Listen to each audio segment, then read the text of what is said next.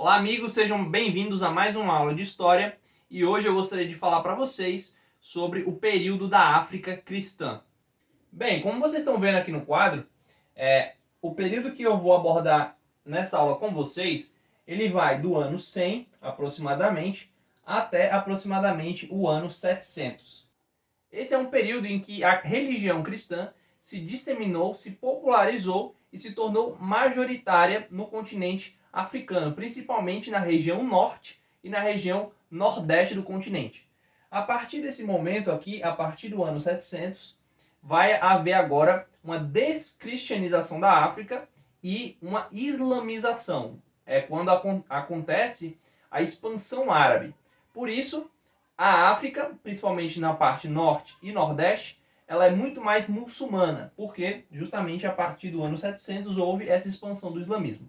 Mas na aula de hoje eu gostaria de tratar justamente desse período aqui pré-islâmico, onde o cristianismo teve bastante influência sobre o povo africano. Bem, então vamos começar pela região norte. Eu coloquei aqui, né, região norte. E aqui nós temos aqui dois períodos interessantes, o período romano e o período bizantino. Só que entre o período romano e o período bizantino, nós temos um intervalo aí de mais ou menos 100 anos, que são os 100 anos que se passam durante a invasão germânica, quando existe ali no norte da África o reino vândalo, tá?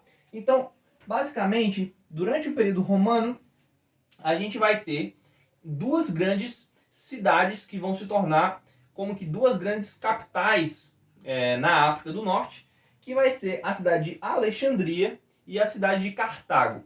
Então a cidade de Cartago, atualmente ela fica onde seria hoje a Tunísia. E a cidade de Alexandria é atual Egito. Alexandria, inclusive, antes de ser uma cidade propriamente espiritual cristã, ela era um centro filosófico. Então, durante esse período aqui, ela vai deixar de ser um centro só filosófico, ou estritamente filosófico, para se tornar um centro religioso, um centro espiritual, tá?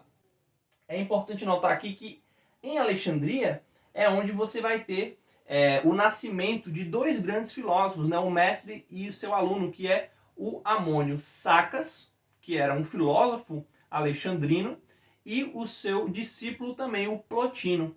Então esses dois filósofos, eles já trouxeram vários conceitos que apontavam para uma direção monoteísta, ou seja, a ideia de uma unidade. A partir desse momento, então, a religião cristã se torna mais interessante e mais atraente para o gênio dos alexandrinos, que eram aí uma sociedade um tanto quanto misturada de egípcios e gregos, tá?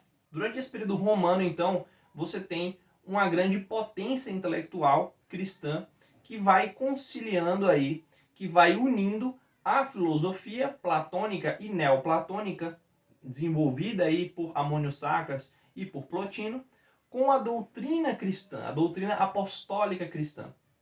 Então, vão surgir aí figuras conhecidas como pais da igreja, figuras que depois foram reconhecidas como doutores da igreja, que eram eruditos, intelectuais, que entendiam muito de metafísica, entendiam justamente desse lado filosófico, mas também eram cristãos, então estavam inseridos dentro do clero e usavam a filosofia para defender a fé cristã.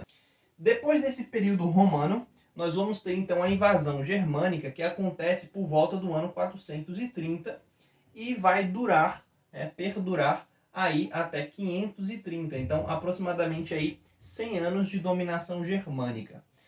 Os germânicos, então, para a gente ter uma noção, eles são um grupo de povos, um grupo de tribos que vai se alastrar, que vai se infiltrar, que vai invadir o Império Romano no Ocidente, né? Então, várias regiões do Império Romano vão ser apossadas e vão ser dominadas pelos germânicos. No caso da África do Norte, a tribo germânica, especificamente, que consegue estabelecer ali o seu domínio, né, e consegue conquistar aquela região, vai ser a tribo dos vândalos, tá? Como o reino vândalo, ou seja, esse reino germânico, ele não estava politicamente associado diretamente com o Império Romano. Ele, pelo contrário, foi o inimigo dos romanos, de certa forma.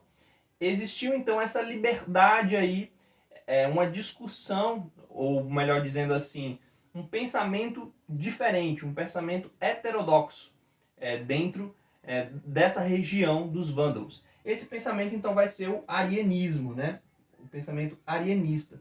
E outras doutrinas também, outras ideias que foram consideradas heréticas, também tiveram muito em voga durante o período germânico.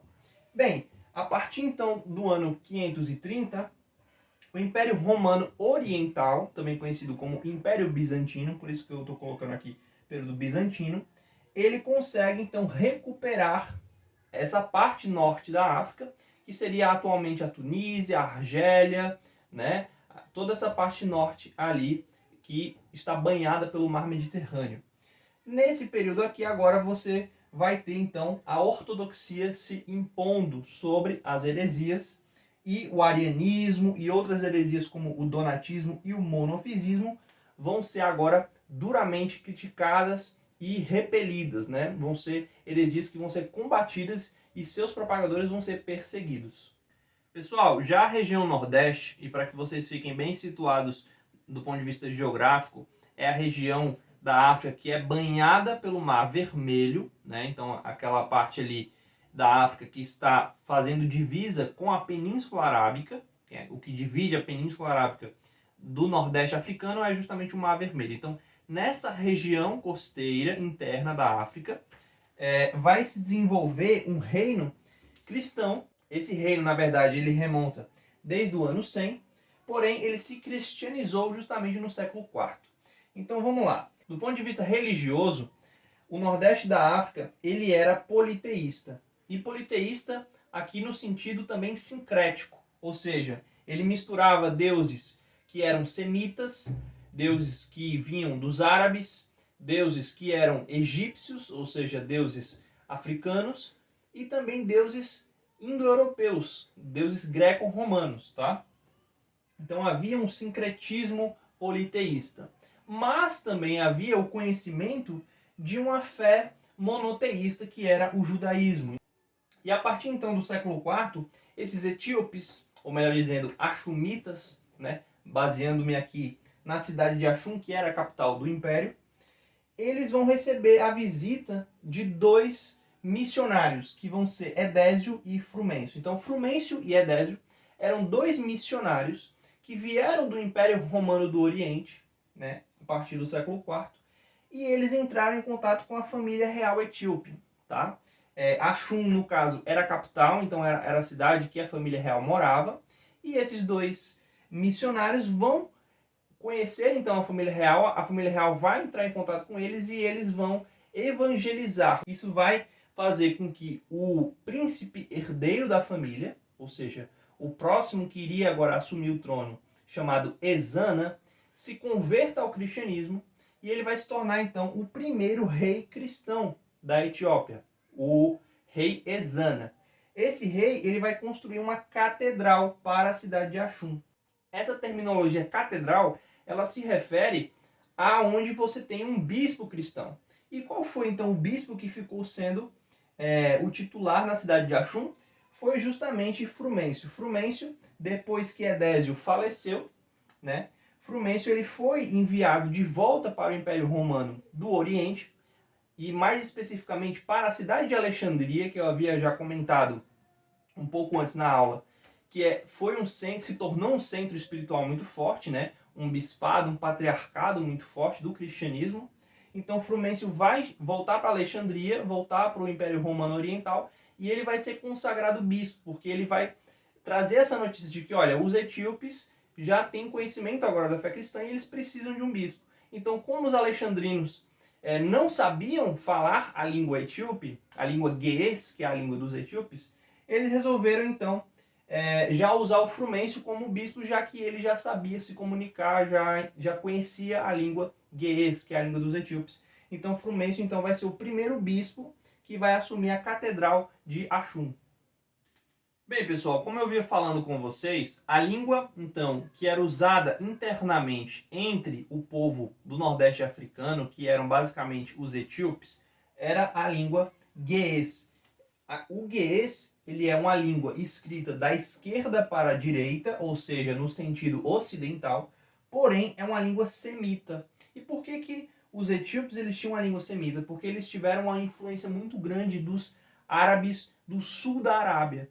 Então, o Império de Axum, na verdade, ele tinha uma região, um território que ficava na Península Arábica.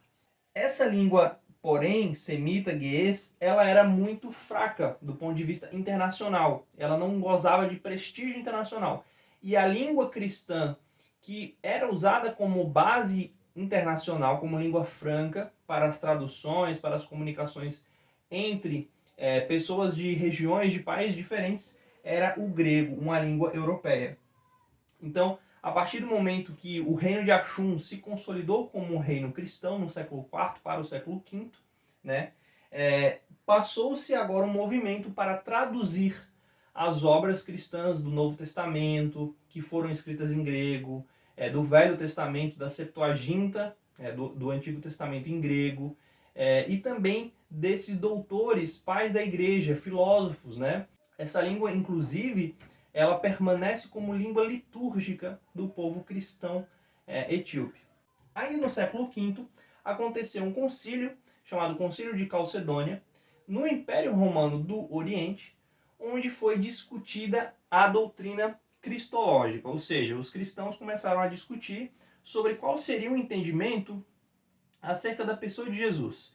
Se ele deveria ser considerado 100% Deus e 100% homem, ou ele deveria ser considerado apenas homem ou apenas Deus, ou as duas coisas separadamente, ou as duas coisas acabaram se fundindo nele. E a partir desse debate surgiu uma ideia que depois foi considerada como heterodoxa, chamada de monofisismo. Eu havia comentado inclusive sobre essa ideia quando eu falei do norte africano, né? Então o monofisismo ele vai ser rejeitado pelo clero ali do Império Romano do Oriente. O que vai acontecer então? Aqueles clérigos e bispos e, enfim, todos os cristãos que eram monofisistas, que estavam no continente africano na parte norte, né, que eram ali do Egito, de Alexandria e tal, eles não querendo abandonar o seu pensamento monofisista, eles agora vão migrar do norte da África para a região da Etiópia. E eles vão se estabelecer agora no reino de Axum, onde lá eles vão receber, a ideia monofisista vai receber o nome de Teuarredo, ou Tevarredo.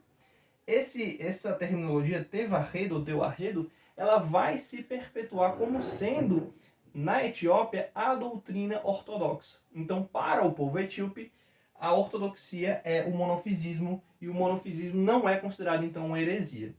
Bem, pessoal, por hoje é isso.